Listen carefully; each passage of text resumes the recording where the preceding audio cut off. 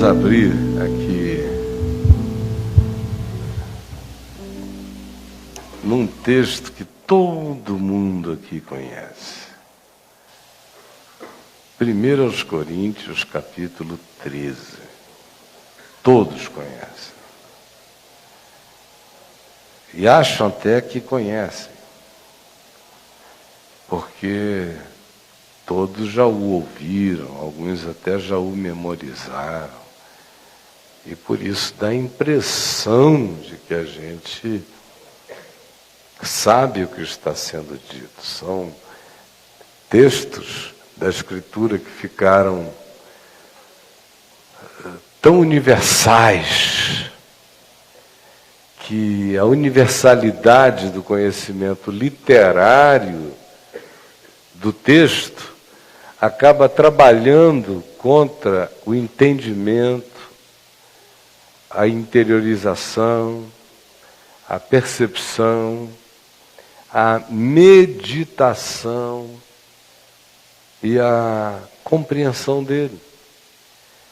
Porque quando coisas se tornam assim como a oração do Pai Nosso, que acabou se tornando uma oração de vã repetição, você vai a um sacerdote e ele vai te absolver de culpas depois da confissão. Ele manda você rezar não sei quantos Pai Nossos, não sei quantas Ave Marias, fazendo justamente o que Jesus disse que não se devia fazer quando ele terminou de ensinar aquela oração.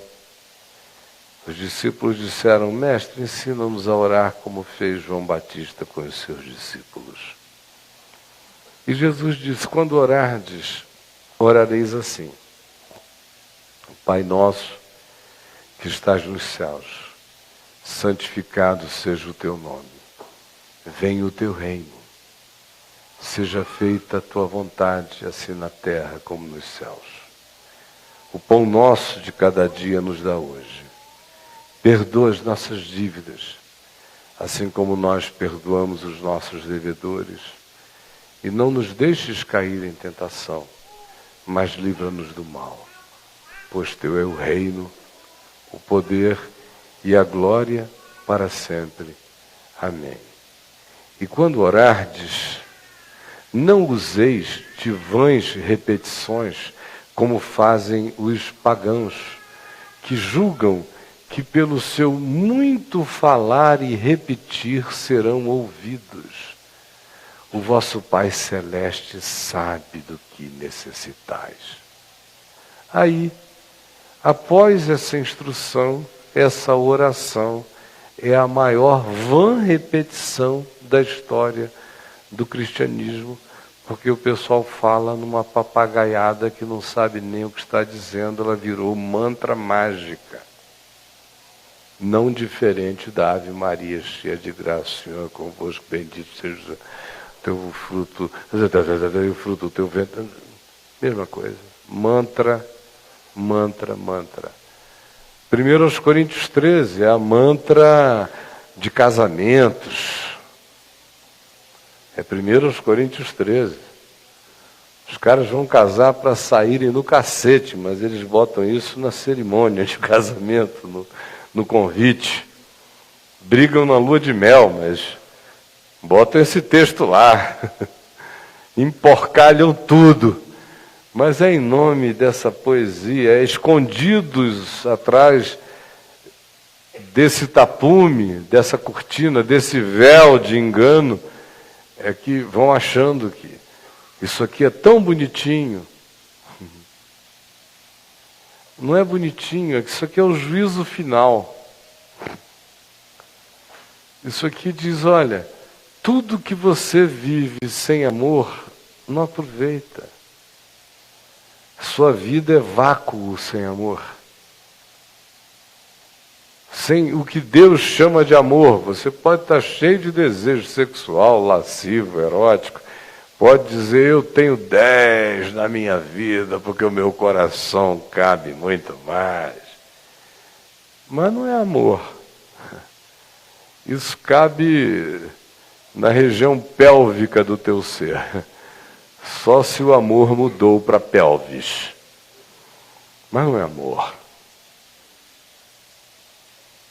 Eu faço cheques grandiosos e dou para instituições. Isso é um desencargo de consciência, porque você não quer chegar perto dos meninos empiolhados da instituição, não quer chegar perto da catarrada, da miséria que você ajuda.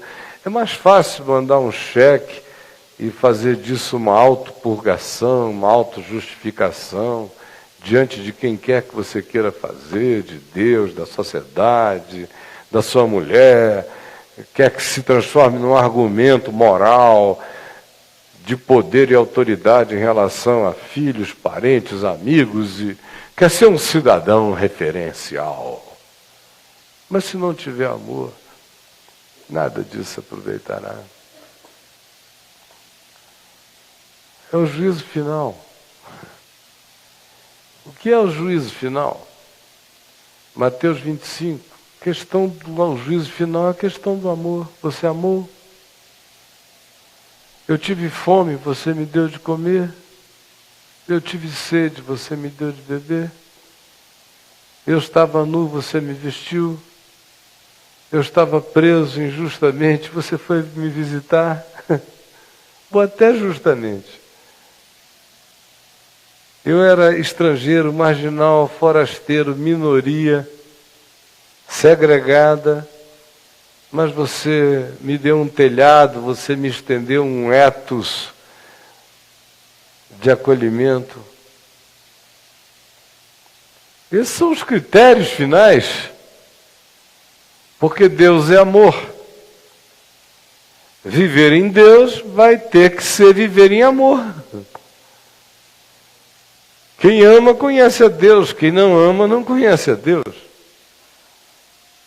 Quem ama perdoa, quem ama fala a verdade, quem ama é fiel, quem ama aprende sempre, quem ama é bondoso, é paciente, é benigno, é perdoador, não é possessivo. Verdadeiro amor não é posse. O verdadeiro amor é desejo do bem para aquele a quem a gente ama, mas não é vontade de possuí-lo, é vontade de vê-lo feliz. O verdadeiro amor não se exaspera, não fica zangado porque não foi acolhido, porque deu e não foi remunerado. O verdadeiro amor não faz troca, o verdadeiro amor não tem interesses próprios prevalentes, não cuida dos seus próprios interesses. O verdadeiro amor não arde em ciúmes, nem é ressentido, nem é magoado, não fica dizendo ele me fez mal, ela me fez mal, e o meu desejo é que ele experimente o mesmo que me fez. O verdadeiro amor não é baseado nas justiças primitivas de olho por olho, dente por dente. O verdadeiro amor não devolve olho por olho, dente por dente. O verdadeiro amor vence o mal com o bem.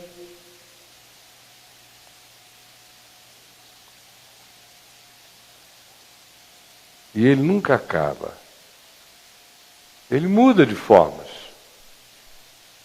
Um dia você amou de um modo. Havia uma suposta reciprocidade. Aquele modo se intensificou. Mas se do outro lado a reciprocidade não é a mesma, mas você continua identificando ali uma pessoa que é objeto de amor, se você um dia amou, o que vai acontecer é que o seu amor vai mudar de forma. Se ele quis ter troca afetiva, se ele quis ter troca sexual, se ele quis ter esse tipo, ou até teve e deixou de ter porque o outro mudou, não necessariamente o outro te desamou. Talvez o outro agora sim te ame, porque tenha descoberto que antes o que havia entre vocês fazia parte de uma ilusão dele ou dela. E se você de fato o ama ou a ama, e descobre que aquela pessoa fez isso por ter encontrado a verdade, ora, o amor amadurece para mudar de forma. Pode não ser imediato, mas dentro de um tempo, você vai descobrir que vai estar amando aquela pessoa de uma outra maneira, cheia de bem.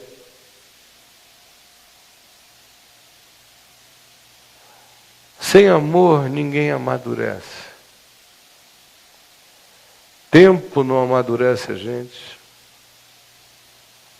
Eu conheço pessoas morrendo com 80 e tantos anos e alma idiota de menino de 13 anos, caprichoso e perversinho. Não amadurece. Sucessão de experiências não amadurecem. Só te dão um banco de histórias para contar. Mas não se transformam em maturidade se não tiverem sido vividas com amor. Uma mulher que teve 25 homens na vida e não amou nenhum deles, não vai ser tão madura quanto uma menina que casou aos 17 anos com o único homem que amou na vida e o amou o resto da sua existência. Meça a percepção de ambas e você vai ver quem é maduro. Uma vai ter um monte de histórias para contar na night. A outra não tem essas histórias, mas ela tem estabilidade, sabedoria, mansidão, calma, um senso de maternidade estranho ou de responsabilidade, de compromisso, de solidariedade. Há uma paz profunda nessa outra alma, se isso tudo foi vivido com amor, não forçado, sereno. Ninguém amadurece sem amor. Sem amor nós somos eternos, meninos. Você pode se formar em economia, sem amor. Você pode até dar o seu próprio corpo para ser queimado, quanto mais se formar em economia. Mestrado, doutorado, sem nenhum amor. Pode voltar e pode se tornar ministro da Fazenda do Brasil. Aí você fica chocado se vai morar no andar de baixo dele ou no andar de cima dele. E tem aquelas brigas doidas dele com a mulher, aquela confusão, aquela maluquice. E você diz, meu Deus, mas esse cara é ministro da Fazenda. E daí? Ele sabe controlar a inflação, mas ele sem amor não vai ter maturidade para ter uma relação. Não adianta. É lei da vida. Sem amor, você fica amargurado. Certas amarguras parecem maturidade, mas não são maturidade. Um cara, por exemplo, que eu acho admirável, Nietzsche. Acho que já li tudo que ele escreveu. Porque a loucura dele me instiga. Ao mesmo tempo em que eu vejo a filosofia de um imaturo perene. Porque é um cara sem amor.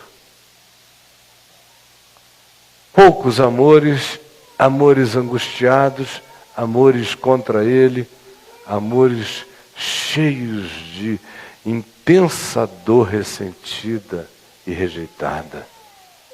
Amor envenenado.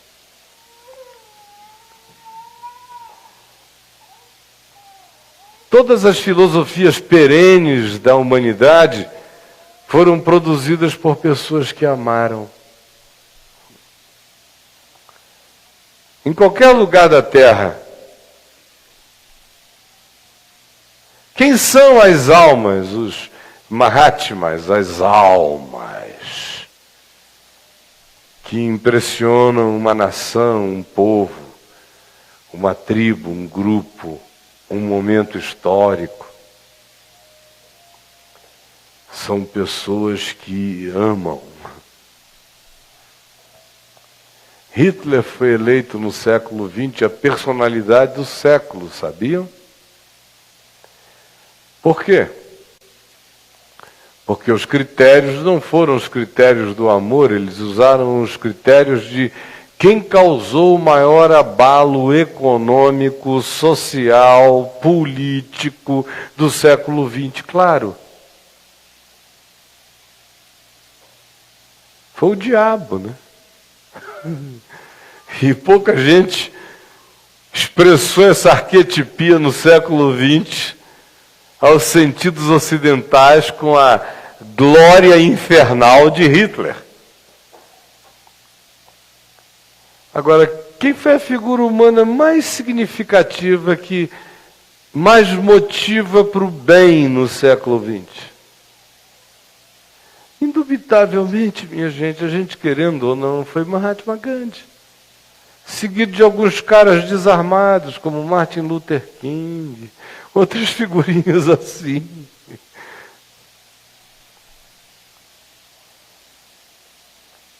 Amor é a única coisa que amadurece. Se eu amo, eu amadureço. Se eu desamo, eu no mínimo me infantilizo. E se continuar desamando, eu me endiabro.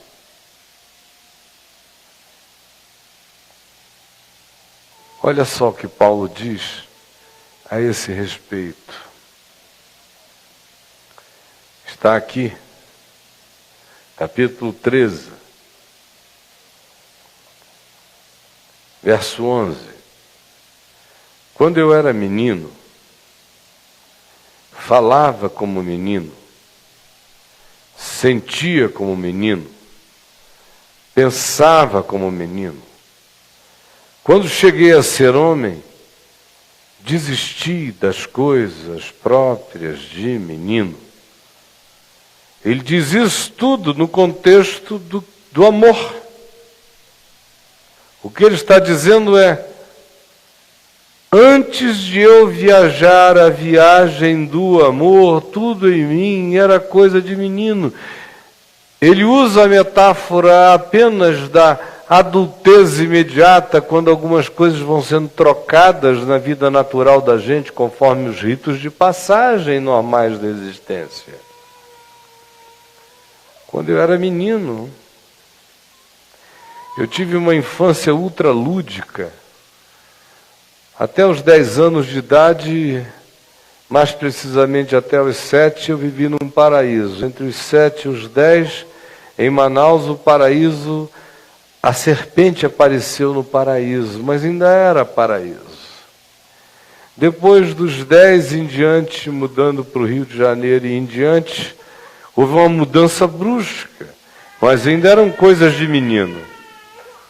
Coisa de menino angustiado, coisa de menino aflito, coisa de menino precoce, coisa de menino que sentia um vulcão inexplicável dentro da alma.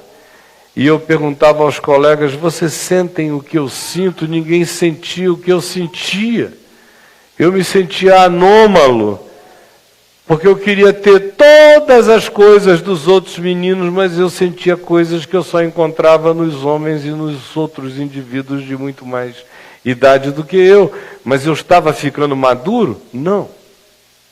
Porque eu não amava. Eu só tinha angústias precoces, só isso. Quando eu encontrei o amor, aos 18 anos de idade, eu encontrei o amor de Deus. E pelo amor de Deus, que me constrangeu, que me converteu, eu comecei a amar pessoas.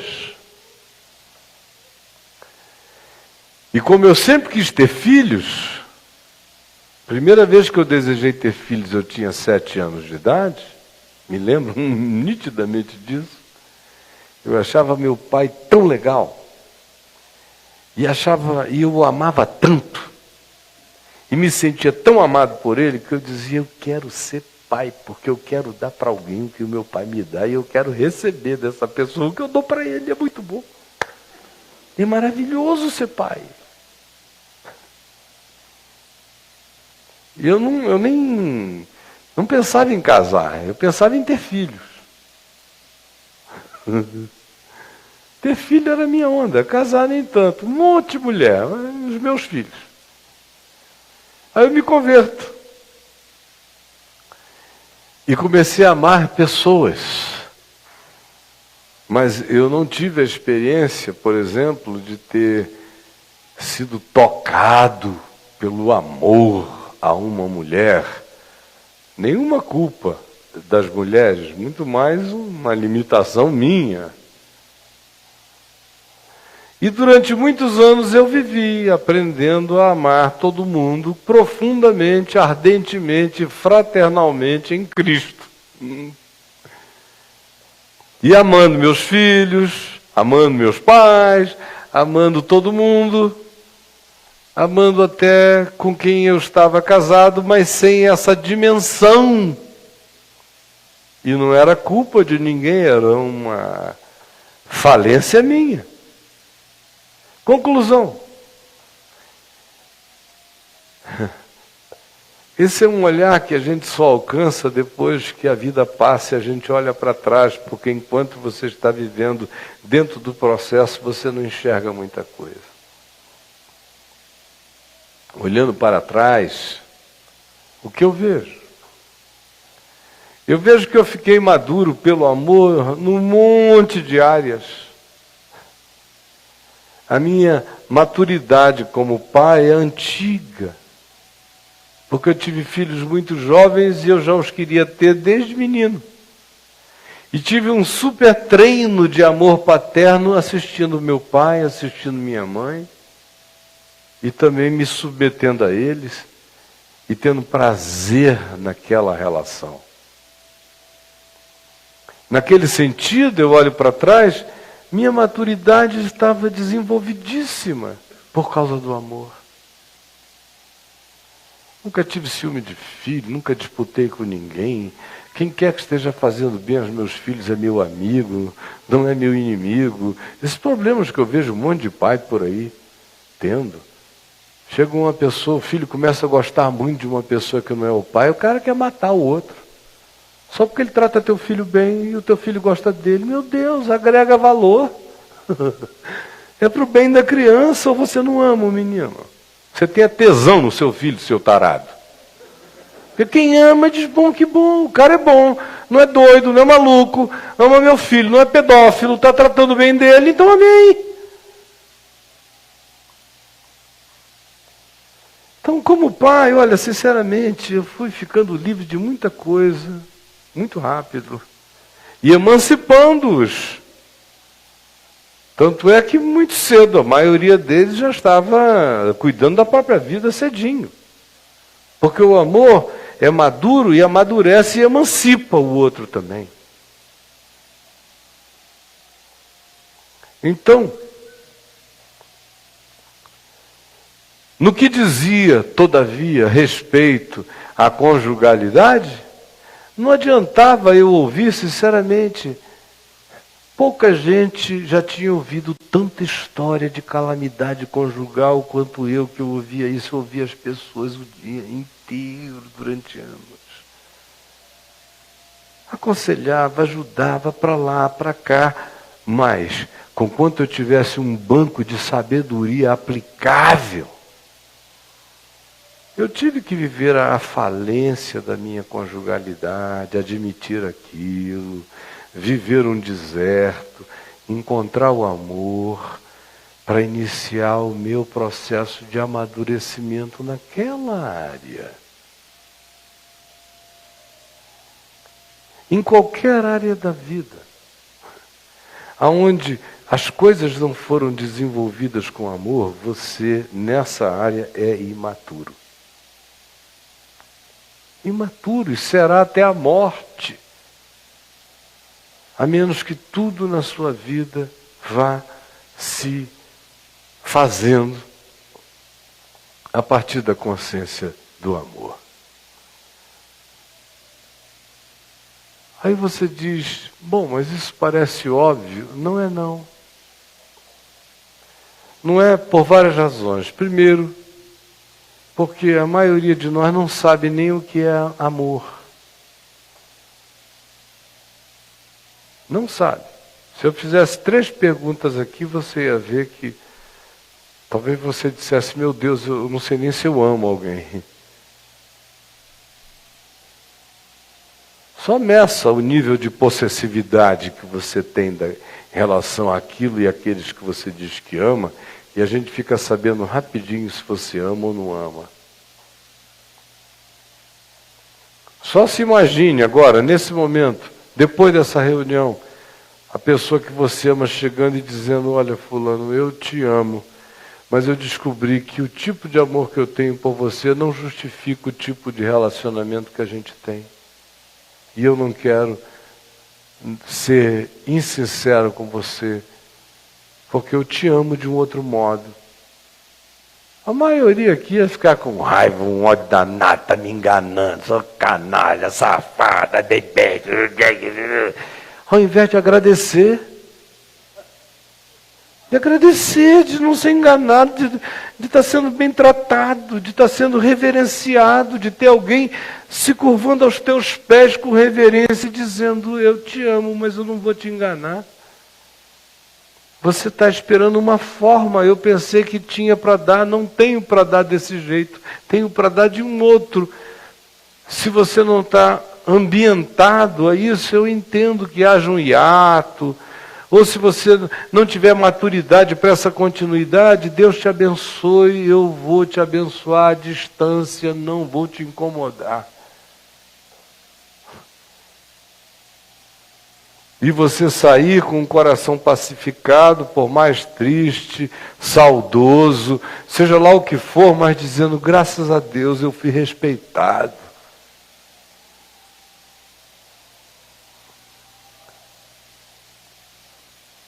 Olha só as questões conjugais aqui. Meu Deus, vem o pai, ama o filho, vem a mãe, ama o filho. Os dois se casaram, viveram, 20 anos juntos. Aí chega uma hora, não dá mais. Um mudou demais, o outro nem tanto, sabe lá, essas coisas todas.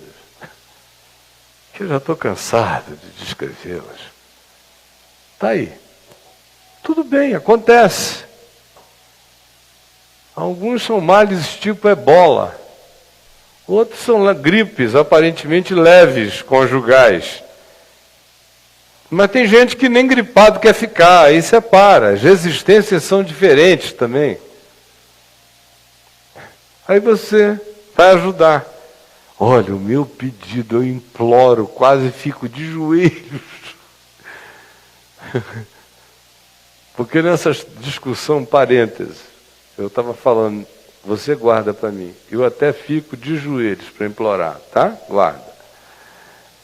Parênteses. Nessa história toda aí de quererem que o governo, um governo laico, defina os termos de casamento, isso, aquilo, outro, não quero falar muito sobre isso, bobagem.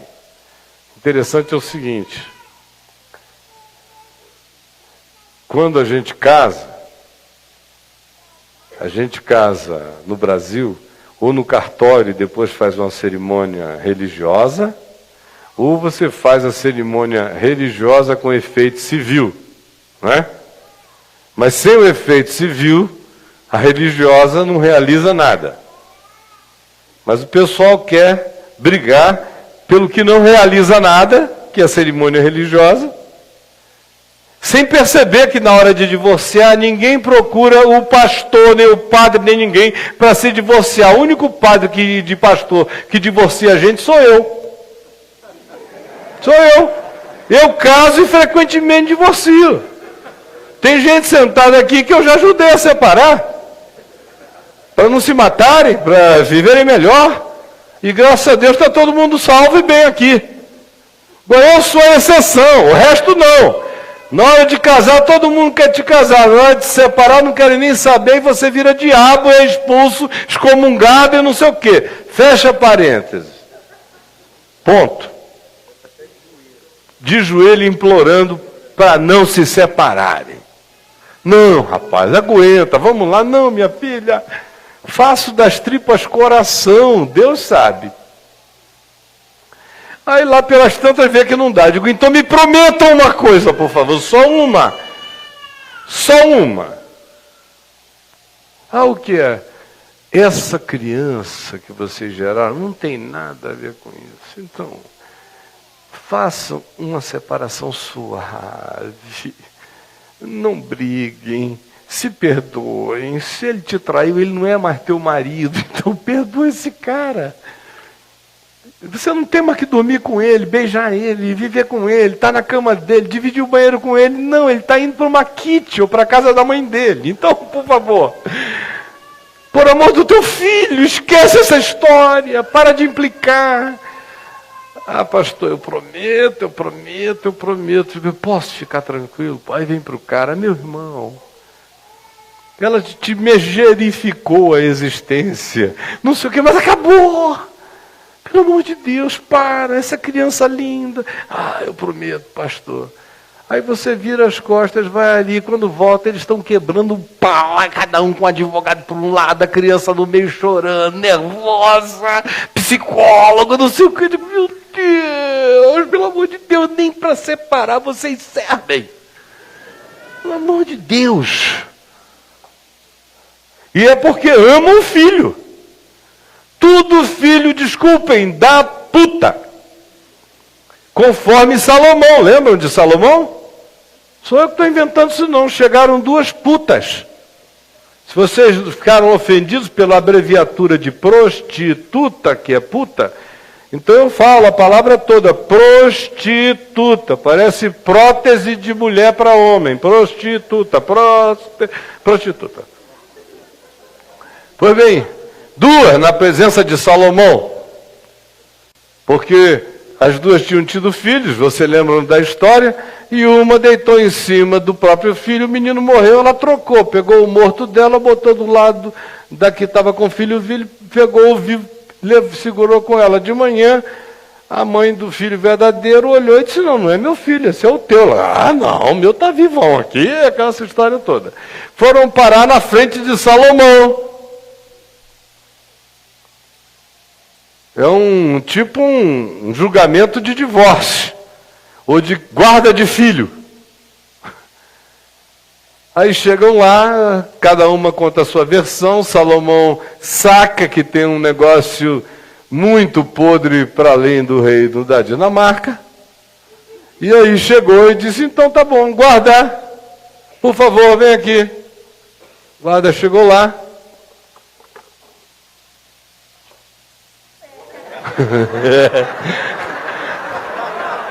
corta aqui, ó. Chato. Corta. No meio.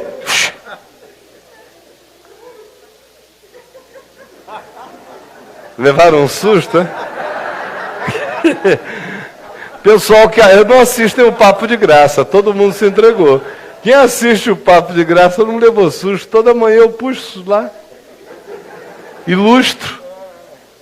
Sinal de que vocês estão assistindo pouco a VMVTV. Acabaram de se entregar.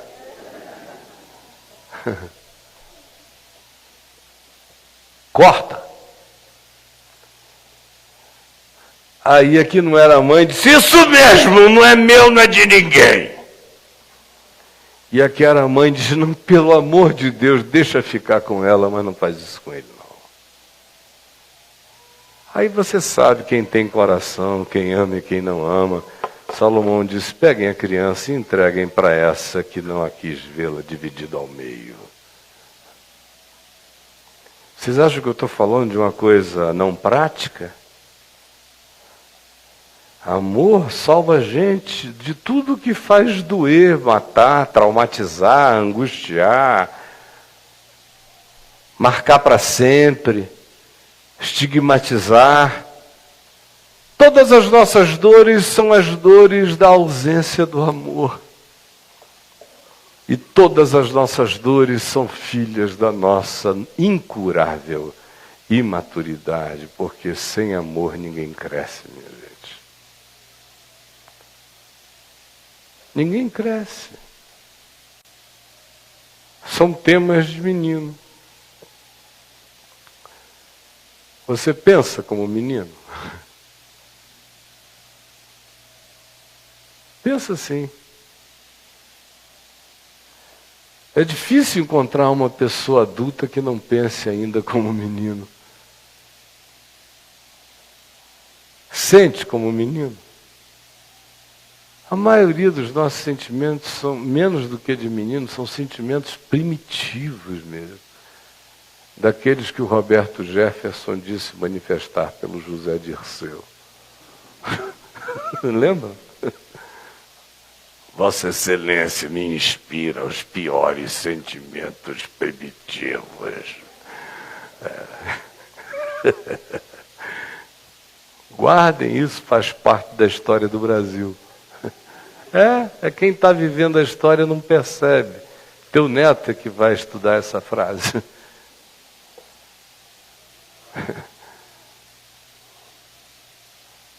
Amor, você sente o quê? Sentimento de menino? Coisas de menino? Briga por aquisições de meninos?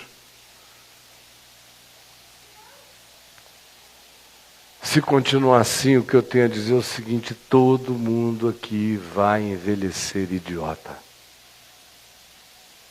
Pode até conseguir emprego sólido, estabilidade no serviço público, ter poupança, comprar propriedades, fazer o que você quiser, mas eu sinto te dizer, você sempre será apenas um idiota. Cansativo idiota.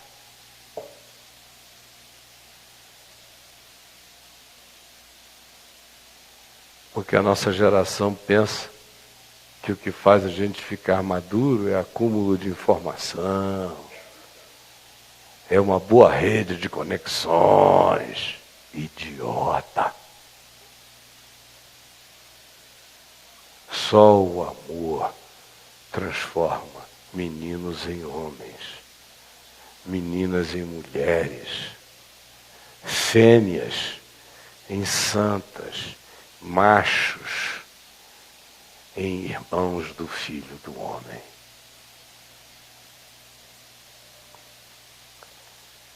O amor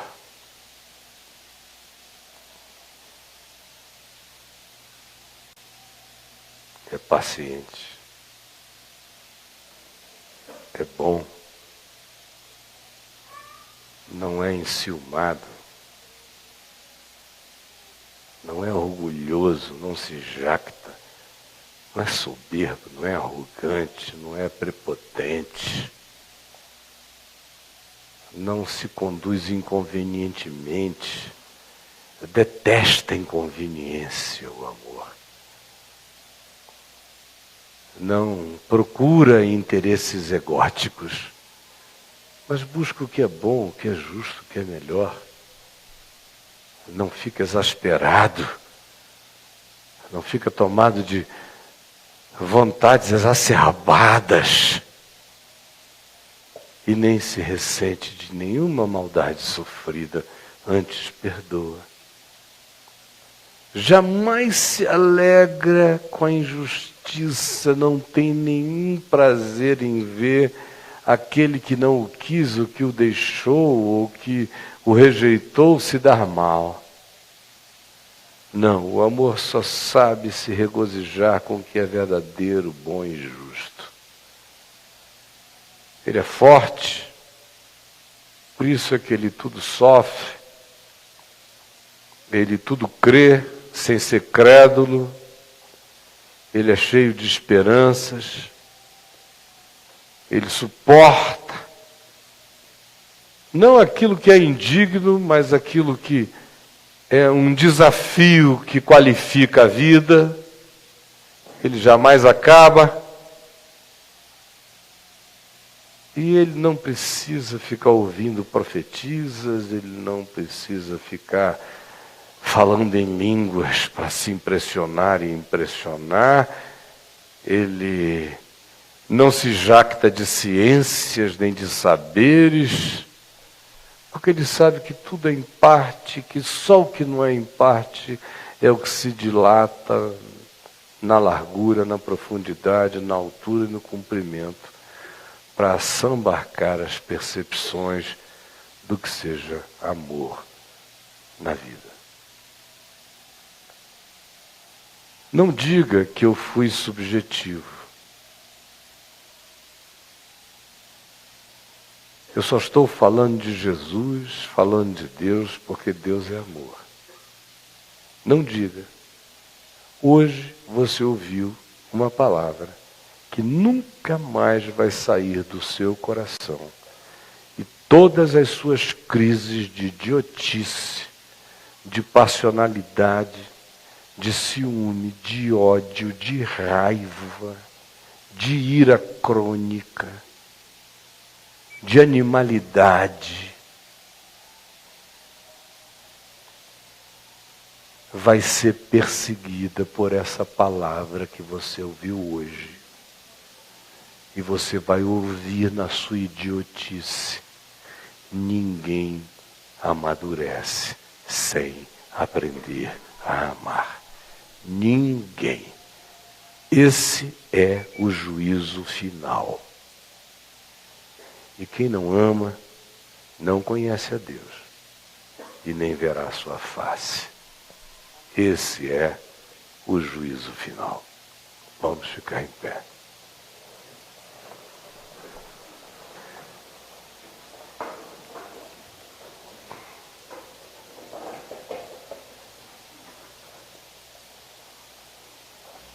Pai, Paizinho querido, ensina-me a amar, ensina-me a não me esquecer que se eu não amar, eu não quero nada contigo, porque tu és amor e só te conhece quem ama. E quanto mais se ama, mais se te conhece. E quanto menos se ama, menos se a ti conhece. Quanto mais se ama, mais maduro se fica. Quanto menos a gente ama, mais eterna e debiloidemente imatura a gente se torna. E todo aquele que odeia já tem em si o juízo, porque todo aquele que odeia não tem a vida eterna em si. Só quem ama carrega a vida eterna. Por isso eu te peço que o Evangelho, na sua luz mais simples, na sua versão mais excelente, mais sábia, mais óbvia, mais verdadeira, tenha sido compreendida por todos nós aqui. Porque fora desse caminho sobremodo excelente, tudo é viagem para o abismo. Ajuda-nos a entendermos isto, porque esta é a porta estreita, e este é o caminho estreito, e esta é a vereda menos percorrida, menos escolhida por nós, não apenas pela humanidade, por nós. Toda hora a gente prefere as outras veredas, e não essa.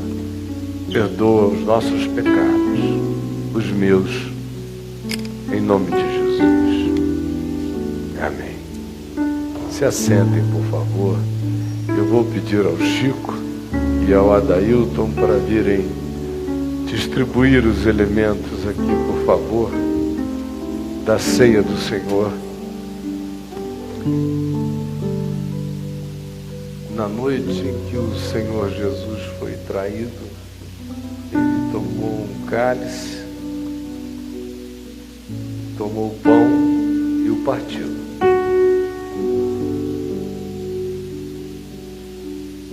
E o deu aos seus discípulos, dizendo-lhes: "Este é o meu corpo." Isso é sacrifício vivo, santo e agradável a Deus. E a minha vida entregue absolutamente para comer e beber à vontade do meu Pai e para encarná-la em tudo e todo tempo. E essa obediência que eu vivi ao Eterno, eu vivi por todos vocês, não para que vocês vivam como cínicos, mas para que vocês se lembrem disso e saibam que ninguém vai virar homem nem mulher se não comer do mesmo pão, que é o pão da vontade do meu Pai. Conforme ele já havia dito: uma comida eu tenho para comer, e esta consiste em fazer a vontade do meu Pai. E a vontade do Pai é amor aplicado à vida. Esse é o Evangelho. Portanto, comamos do pão todos.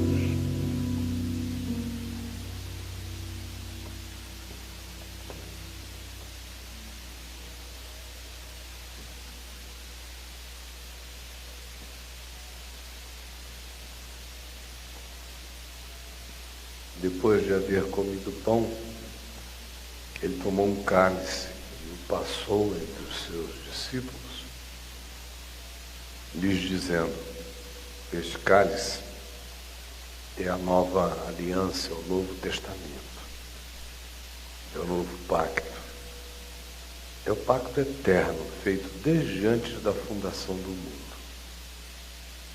Manifesto agora na história para a consciência de todo aquele que quiser saber que Deus está em mim, reconciliando consigo o mundo. Este é o cálice da nova aliança, do sangue derramado para resgate. É o cálice do amor, da maturidade suprema. O ser humano mais maduro de toda a história humana. Não há maturidade maior do que a do Filho do Homem, que não veio para ser servido, mas para servir por amor, dar a sua vida. Bebamos o cálice da maturidade.